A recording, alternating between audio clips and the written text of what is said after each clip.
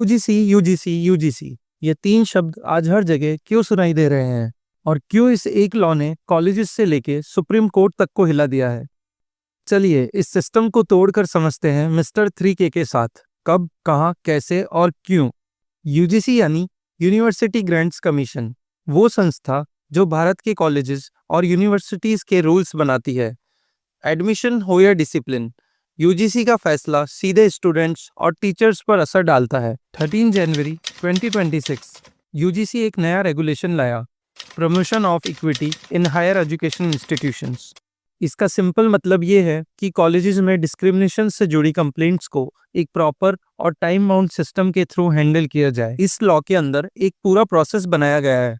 सबसे पहले कंप्लेंट जाती है इक्वल अपॉर्चुनिटी सेंटर के पास, जहां इनिशियल चेकिंग होती है। उसके बाद मामला पहुंचता है इक्विटी कमेटी के पास, जो दोनों साइड्स को सुनती है और अपनी रिकमेंडेशन देती है।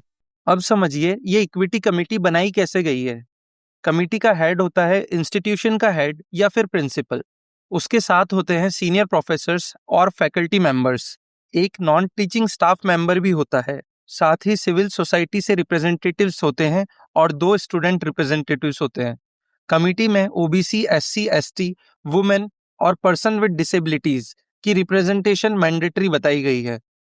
लेकिन यहीं से विवाद शुरू हुआ है। लोगों का कहना यह है कि लॉ की डेफिनेशंस क्लियर नहीं है, फॉल्स कंप्लेंट्स के लिए सेफगार्ड्स लिखे नहीं गए हैं और कमेटी की कंपोजिशन भी पूरी तरह डिफाइन नहीं है।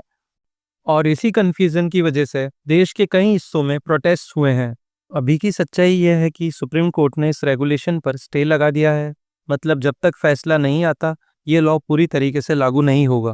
सवाल सिंपल है, सिस्टम तो ज़रूरी है पर क्या क्लैरिटी के बिना? आप अपनी राय ज़रूर बताएं कमेंट सेक्शन में।